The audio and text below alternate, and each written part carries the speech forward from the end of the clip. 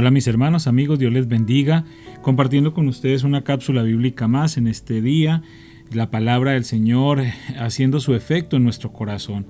Estamos a través de las Escrituras conociendo cada vez más a Dios y su plan eterno con cada uno de nosotros. Les animo para que sigan perseverando día tras día con estas cápsulas y que sigamos compartiendo estas cápsulas también con todas aquellas personas que amamos, apreciamos y a las cuales también nosotros queremos que Dios hable a sus vidas.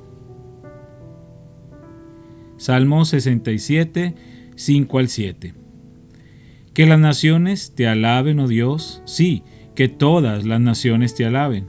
Entonces la tierra dará sus cosechas, y Dios, nuestro Dios, nos bendecirá en abundancia. Así es, Dios nos bendecirá, y gente de todo el mundo le temerá. Primero de Reyes 1, del 1 al 53. El rey David era ya muy anciano, y por más frazadas que le ponían, no podía entrar en calor.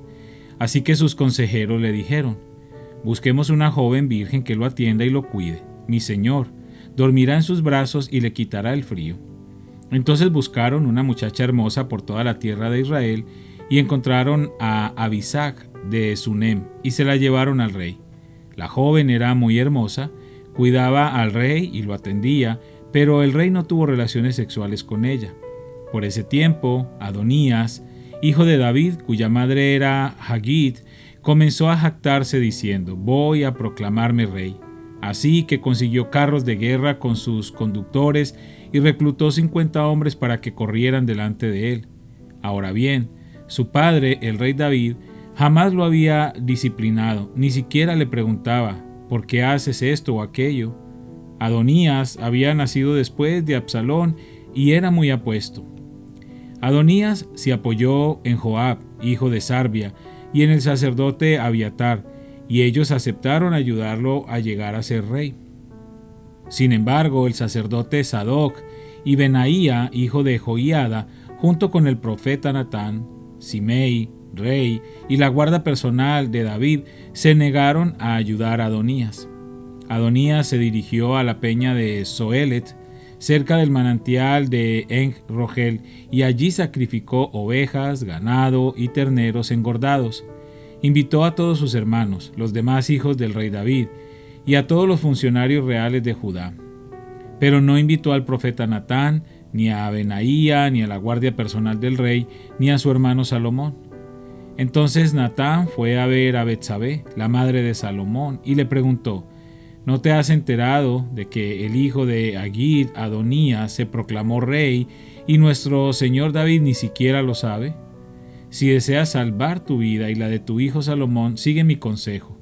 Ve ya mismo a ver al rey David y dile: mi señor el rey, ¿acaso no me hiciste un juramento cuando me dijiste: definitivamente tu hijo Salomón será el próximo rey y se sentará en mi trono? Entonces, ¿por qué Adonías se ha proclamado rey? Y mientras tú aún estés hablando con el rey, yo llegaré y confirmaré todo lo que has dicho. Entonces Betsabé entró en la habitación del rey. David era ya muy viejo y Abisag lo cuidaba. Betsabé se inclinó ante él. ¿En qué te puedo ayudar?, le preguntó el rey. Ella le contestó: mi señor, usted hizo un juramento delante del Señor su Dios cuando me dijo: te aseguro que tu hijo Salomón será el próximo rey y se sentará en mi trono. Sin embargo, Adonías se proclamó rey, y mi señor el rey ni siquiera se ha enterado. Ha sacrificado gran cantidad de ganado, terneros engordados y ovejas, y ha invitado a todos los hijos del rey a la celebración. También invitó al sacerdote Abiatar y a Joab, comandante del ejército, pero no invitó a su siervo Salomón. Y ahora, mi señor el rey, todo Israel está esperando que usted anuncie quién será el próximo rey. Si no toma alguna medida, mi hijo Salomón y yo seremos tratados como criminales en cuanto mi señor el rey haya muerto. Mientras ella aún hablaba con el rey, llegó el profeta Natán. Los funcionarios del rey le informaron: el profeta Natán está aquí y quiere verlo. Entonces Natán entró y se inclinó ante el rey y con el rostro en tierra, y le preguntó al rey: mi señor el rey, ¿ya has decidido que sea Adonías el próximo rey que se siente en tu trono? Hoy él sacrificó gran cantidad de ganado, terneros engordados y ovejas, e invitó a todos los hijos del rey a la celebración. También invitó a los comandantes del ejército y al sacerdote Abiatar. Ahora están festejando y bebiendo con él y gritan que viva el rey Adonías. Pero a mí no me invitó, ni al sacerdote Sadoc, ni a Benaía, ni a tu siervo Salomón. ¿Acaso mi señor el rey ha hecho esto sin informar a ninguno de sus funcionarios acerca de quién sería el próximo rey? Entonces el rey David respondió: llamen a Betsabé. Así que Betsabé volvió a entrar y se quedó de pie delante del rey.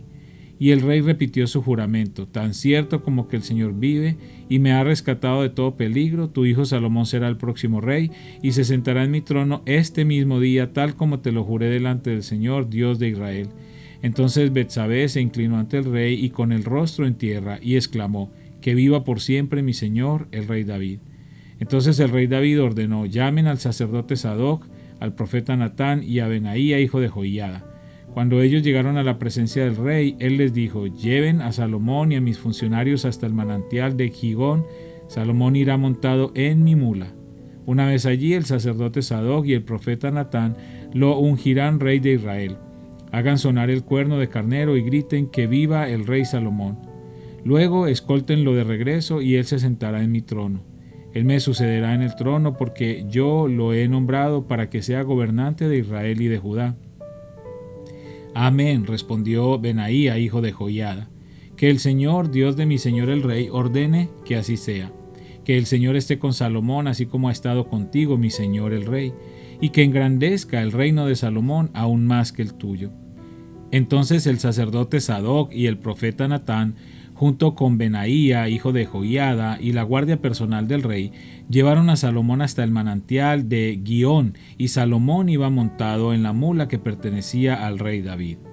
Allí el sacerdote Sadoc tomó de la carpa sagrada el frasco de aceite de oliva y ungió a Salomón con el aceite. Luego hicieron sonar el cuerno de carnero y toda la gente gritó: que viva el rey Salomón. Toda la multitud siguió a Salomón hasta Jerusalén, tocando flautas y gritando de alegría. La celebración estaba tan alegre y estruendosa que el sonido hacía temblar la tierra. Adonías y sus invitados escucharon la celebración y los gritos casi al terminar el banquete. Cuando Joab oyó el sonido del cuerno de carnero, preguntó: ¿qué está pasando? ¿Por qué hay tanto alboroto en la ciudad? No había terminado de hablar cuando llegó Jonatán, hijo del sacerdote Abiatar. Entra, le dijo Adonías, ¿por qué eres un hombre bueno? Seguramente traes buenas noticias. Para nada, respondió Jonatán. Nuestro señor, el rey David, acaba de proclamar rey a Salomón. El rey lo envió al manantial de Gihón con el sacerdote Sadoc, el profeta Natán y Benaía, hijo de Joiada, e iban protegidos por la guardia personal del rey. Montaron a Salomón en la mula del rey, y Sadoc y Natán lo ungieron rey en el manantial de Gihón. Acaban de regresar y toda la ciudad está celebrando y festejando. Por eso hay tanto ruido. Es más, ahora mismo Salomón está sentado en el trono real como rey. Y todos los funcionarios reales han ido a felicitar al rey David y a decirle que su Dios aumente la fama de Salomón aún más que la suya, y que engrandezca el reinado de Salomón aún más que el suyo. Entonces el rey inclinó la cabeza en adoración mientras estaba en su cama, y dijo: alabado sea el Señor Dios de Israel, quien el día de hoy ha escogido a un sucesor que se siente en mi trono mientras yo aún vivo para presenciarlo. Entonces todos los invitados de Adonías, presos del pánico, saltaron de la mesa del banquete y se dispersaron velozmente. Adonías tuvo miedo de Salomón, por lo que corrió la carpa sagrada y se agarró de los cuernos del altar. Pronto llegó a Salomón la noticia de que Adonías, por temor, se había agarrado de los cuernos del altar y rogaba que el rey Salomón jure hoy que no me matará. Salomón respondió: si él demuestra ser leal, no se le tocará un pelo de la cabeza, pero si causa problemas, morirá. Entonces el rey Salomón mandó llamar a Adonías y lo bajaron del altar. Adonías llegó y se inclinó respetuosamente ante el rey Salomón, quien lo despidió diciéndole: vete a tu casa. Hechos 19, 1 al 41. Mientras Apolos estaba en Corinto, Pablo viajó por las regiones del interior hasta que llegó a Éfeso, en la costa, donde encontró a varios creyentes.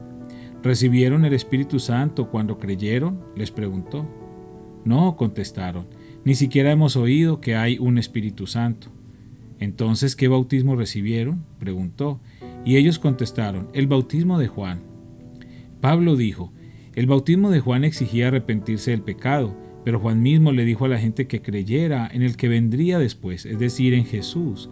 En cuanto oyeron esto, fueron bautizados en el nombre del Señor Jesús. Después, cuando Pablo les impuso las manos, el Espíritu Santo descendió sobre ellos y hablaron en otras lenguas y profetizaron. Había unos 12 hombres en total. Luego Pablo fue a la sinagoga y predicó con valentía durante los siguientes 3 meses, discutiendo persuasivamente sobre el reino de Dios. Pero algunos se pusieron tercos, rechazaron el mensaje y hablaron públicamente en contra del camino. Así que Pablo salió de la sinagoga y se llevó a los creyentes con él. Entonces asistía diariamente a la sala de conferencias de Tirano, donde exponía sus ideas y debatía.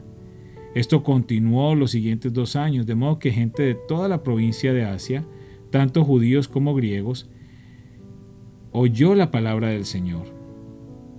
Dios le dio a Pablo el poder para realizar milagros excepcionales. Cuando ponían sobre los enfermos pañuelos o delantales que apenas habían tocado la piel de Pablo, quedaban sanos de sus enfermedades y los espíritus malignos salían de ellos. Un grupo de judíos viajaba de ciudad en ciudad, expulsando espíritus malignos. Trataban de usar el nombre del Señor Jesús en sus conjuros y decían: te ordeno en el nombre de Jesús, de quien Pablo predica, que salgas. 7 de los hijos de Esceva, un sacerdote principal, hacían esto. En una ocasión que lo intentaron, el espíritu maligno respondió: conozco a Jesús y conozco a Pablo, ¿pero quiénes son ustedes? Entonces el hombre con el espíritu maligno se lanzó sobre ellos, logró dominarlos y los atacó con tal violencia que ellos huyeron de la casa, desnudos y golpeados. Esta historia corrió velozmente por toda Éfeso, entre judíos y griegos por igual. Un temor solemne descendió sobre la ciudad y el nombre del Señor Jesús fue honrado en gran manera. Muchos de los que llegaron a ser creyentes confesaron sus prácticas pecaminosas. Varios de ellos que practicaban la hechicería trajeron sus libros de conjuros y los quemaron en una hoguera pública. El valor total de los libros fue de 50,000 monedas de plata. Y el mensaje acerca del Señor se extendió por muchas partes y tuvo un poderoso efecto. Tiempo después, Pablo se vio obligado por el Espíritu a pasar por Macedonia y Acaya antes de ir a Jerusalén. Y después de eso dijo: tengo que ir a Roma. Envió a sus 2 asistentes, Timoteo y Erasto, a que se adelantaran a Macedonia mientras que él se quedó un poco más de tiempo en la provincia de Asia. Por ese tiempo se generó un grave problema en Éfeso con respecto al camino. Comenzó con Demetrio, un platero que tenía un importante negocio de fabricación de templos de plata en miniatura de la diosa griega Artemisa. Él les daba trabajo a muchos artesanos.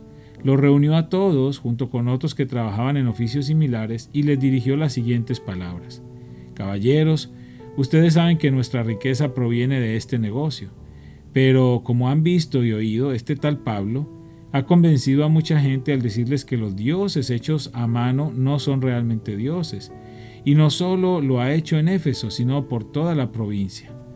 Por supuesto que no solo hablo de la pérdida del respeto público para nuestro negocio, también me preocupa que el templo de la gran diosa Artemisa pierda su influencia y que Artemisa, esta magnífica diosa adorada en toda la provincia de Asia y en todo el mundo, se le despoje de su gran prestigio. Al oír esto, montaron en cólera y comenzaron a gritar: «¡Grande es Artemisa de los Efesios!». Pronto toda la ciudad se llenó de confusión. Todos corrieron al anfiteatro, arrastrando a Gayo y Aristarco, los compañeros de viaje de Pablo, que eran macedonios. Pablo también quiso entrar, pero los creyentes no lo dejaron. Algunos de los funcionarios de la provincia, amigos de Pablo, también le enviaron un mensaje para suplicarle que no arriesgara su vida por entrar en el anfiteatro. Adentro era un griterío.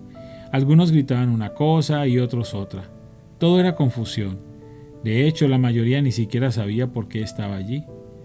Los judíos de la multitud empujaron a Alejandro hacia adelante y le dijeron que explicara la situación. Él hizo señas para pedir silencio e intentó hablar, pero cuando la multitud se dio cuenta de que era judío, empezaron a gritar de nuevo y siguieron sin pasar como por 2 horas. «Grande es Artemisa de los Efesios, grande es Artemisa de los Efesios». Por fin, El alcalde logró callarlos lo suficiente para poder hablar. Ciudadanos de Éfeso, les dijo, todos saben que la ciudad de Éfeso es la guardiana oficial del templo de la gran Artemisa, cuya imagen nos cayó del cielo. Dado que esto es un hecho innegable, no deberían perder la calma ni hacer algo precipitado. Ustedes han traído a estos hombres aquí, pero ellos no han robado nada del templo ni tampoco han hablado en contra de nuestra diosa. Si Demetrio y los artesanos tienen algún caso contra ellos, las cortes están en sesión y los funcionarios pueden escuchar el caso de inmediato. Dejen que ellos presenten cargos formales, y si hubiera quejas sobre otros asuntos, podrían resolverse en una asamblea legal. Me temo que corremos peligro de que el gobierno romano nos acuse de generar disturbios, ya que no hay razón para todo este alboroto. Y si Roma exige una explicación, no sabremos qué decir. Entonces los despidió y ellos se despidieron. Padre, te damos gracias una vez más por tu fidelidad, tu misericordia y tu bondad. Te damos gracias, Señor, por esta palabra que nos permite escuchar día tras día, meditar en ella. Gracias por lo aprendido, Señor, y te pedimos que tu Espíritu Santo nos guíe cada día a tu santa verdad. Te pido también por cada persona que está fiel escuchando estas cápsulas para que los bendiga, los cuide, los proteja, los sustentes y sigas cumpliendo tu propósito en ellos. En el nombre de Cristo Jesús. Amén.